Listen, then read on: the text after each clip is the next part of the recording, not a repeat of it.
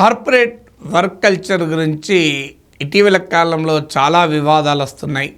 మీకు Ernst and young ఈవైలో అన్నా Sebastian అనే 26 సంవత్సరాల యంగ్ ఎంప్లాయీ హార్ట్ అటాక్ వచ్చి చనిపోవడం, ఆమె తల్లి ఆ ఈవైకి చైర్మన్కి రాసిన లేఖ, వర్క్ స్ట్రెస్, వర్క్ ప్రెషర్ వల్ల ఏ రకమైన ఇబ్బందులు పడుతున్నాయని చాలా పెద్ద చర్చ నడిచింది.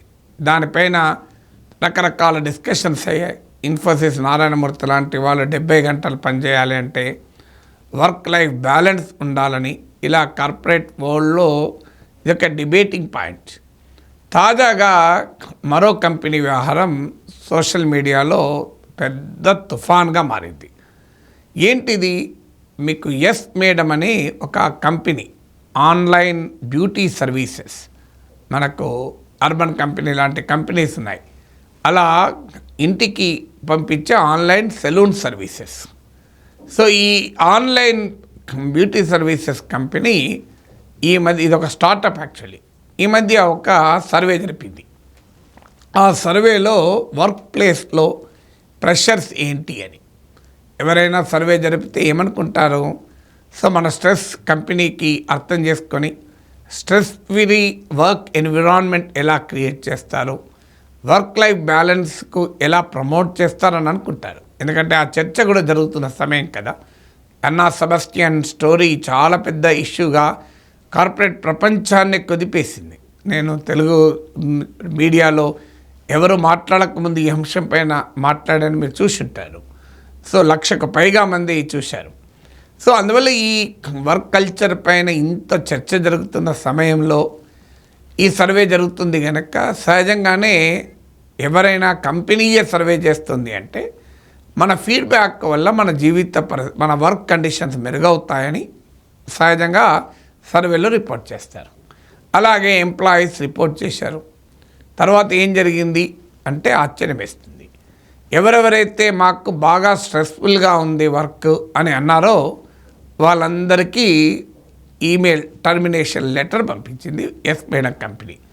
మీరు స్క్రీన్ పైన చూడండి, ఆ లెటర్, ఆ ఈమెయిల్ మీకు చూపెడుతున్నాను. దీని సారాంశం ఏంటంటే, మా కంపెనీ ఇటీవల జరిపిన సర్వేలో మీలో కొంతమంది వర్క్ ప్రెషర్, స్ట్రెస్ ఫీల్ అవుతున్నట్టు తెలిసింది. మేము హెల్తీ ఎన్విరాన్మెంట్ కట్టుబడి ఉన్నాం, సపోర్టివ్ ఎన్విరాన్మెంట్ కట్టుబడి ఉన్నాం. మీరు ఒత్తిడి పడడం మేము బాధపడుతున్నాం. అందుకే మిమ్మల్ని ఒత్తిడి నుంచి విముక్తి చేయడానికి చాలా కష్టసాధ్యమైన తెలిసి కూడా మిమ్మల్ని ఉద్యోగాల్లో తీసే నిర్ణయం తీసుకుంటున్నాం. మీకు మరిన్ని వివరాలు మీకు పంపిస్తాం అంటూ ఈమెయిల్ ఇచ్చారు. అంటే స్ట్రెస్ ఫ్రీ ఎన్విరాన్మెంట్లో పనిచేస్తున్న వారు స్ట్రెస్ లేకుండా ఉండాలంటే వాళ్ళు ఉద్యోగం తీసిపడేయాలి. ఇది ఆ హెచ్ఆర్ మేనేజర్ పంపిన మెయిల్. దీన్ని ఒక ఎంప్లాయీ ఆమె ఈ లింక్డ్ఇన్లో పోస్ట్ చేసింది. వాట్ ఈజ్ హ్యాపెనింగ్ ఇన్ ఎస్ మేడం. ఆమె ఈ కంపెనీలో సర్వే చేస్తే మా సర్వేలో మేమే చెప్పిన దాన్ని మాకే వ్యతిరేకంగా ఆయుధంగా వాడుకుంటున్నారు. ఇంకో నాకు ఇలా టర్మినేషన్ ఆర్డర్స్ వచ్చాయి. నాకే కాదు, సుమారు 100 ఎంప్లాయీస్కి ఈ పరిస్థితి ఏర్పడింది అని లింక్డ్ఇన్లో పోస్ట్ చేశారు. సహజంగానే ఇది చాలా పెద్ద వివాదం అయిపోయింది. చాలామంది సోషల్ మీడియాలో ఇదంతటి దుర్మార్గం అని రియాక్ట్ అయ్యారు. ఎందుకంటే స్ట్రెస్ రిలీవ్ చేయాల్సిన కంపెనీ స్ట్రెస్ రిలీవ్ చేయలే, ఎంప్లాయీని రిలీవ్ చేశారు. దాంతో స్ట్రెస్ పెరుగుతుంది. ఉద్యోగం పాపం చేస్తున్నారంటే స్ట్రెస్ అనుభవించి కూడా ఉద్యోగం ఎందుకు చేస్తారు?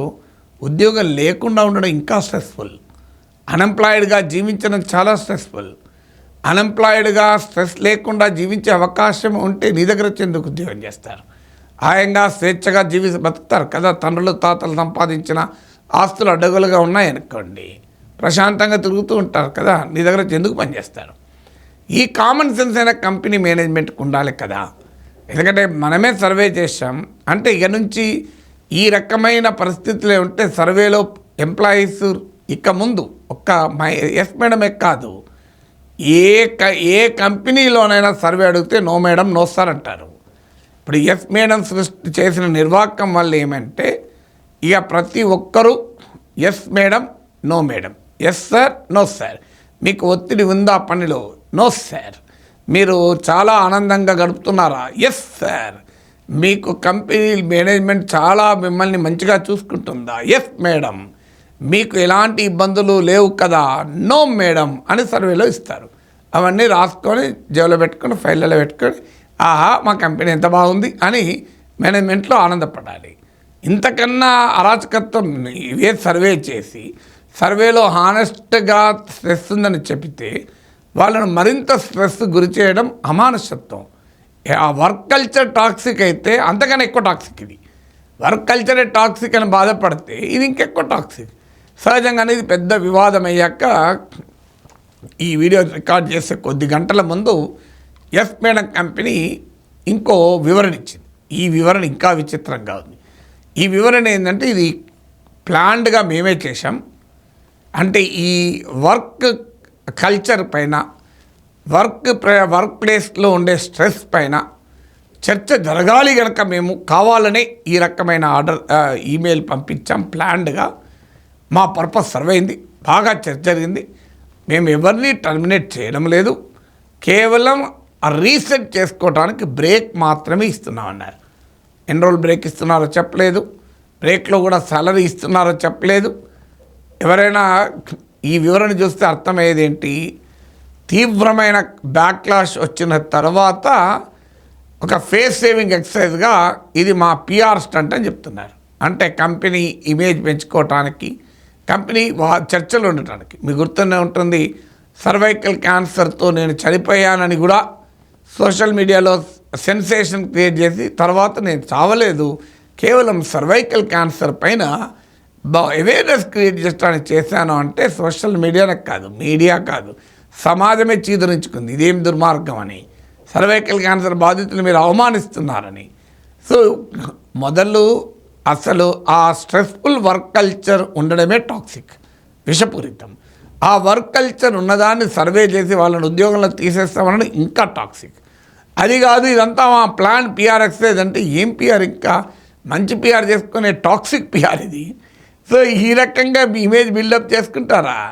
ఉద్యోగుల మనోభావాలతో వారి భావోద్వేగాలతో ఆటలాడుతూ పిఆర్ చేసుకుంటారా? What is happening to the corporate world? Yes, పని చేయాలి, ఖచ్చితంగా కష్టపడి పనిచేయాలి ఉద్యోగులు.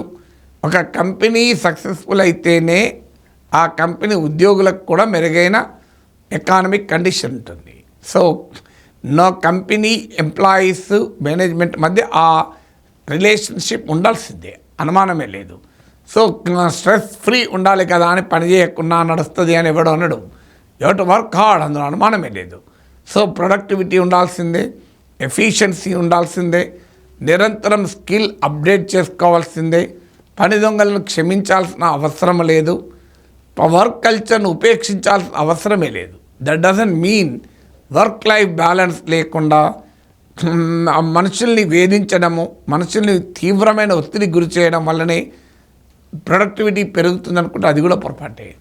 డజంట్, మీరు ప్రొడక్టివిటీ పెంచే మార్గం అది కాదు. ఒక రిసోర్స్ఫుల్ వర్క్ ఎన్విరాన్మెంట్లో ప్రొడక్టివిటీని పెంచాలి. అదే సమయంలో పని చేయని వారిపైన, సరిగా ప్రొడక్టివిటీ లేని వారిపైన company has the right to deal with them in what ever manner they fit. ఎందుకంటే అది కూడా అవసరమే. కంపెనీ అనేది చారిటీ ఆర్గనైజేషన్ కాదు. ఈవెన్ చారిటీ ఆర్గనైజేషన్లో కూడా ప్రొడక్టివిటీ ఎఫిషియన్సీ ఉండాలి. కంపెనీ అనేది దాన ధర్మాలు చేయదు. కంపెనీ ఉద్యోగులకు జీతభత్యాలు ఇస్తున్నదంటే అది అన్నదాన శిబిరం కాదు. కంపెనీ ఖచ్చితంగా కంపెనీ ఇది కమర్షియల్ కాంపిటేటివ్ బిజినెస్ ఎన్విరాన్మెంట్లో పనిచేస్తుంది.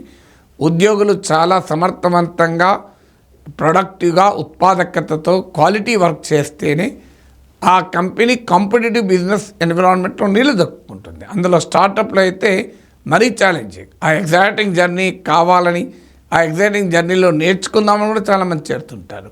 సో అందువల్ల వర్క్ లైఫ్ బ్యాలెన్స్ అంటే వర్క్ అని కాదు, లైఫ్ అని కాదు.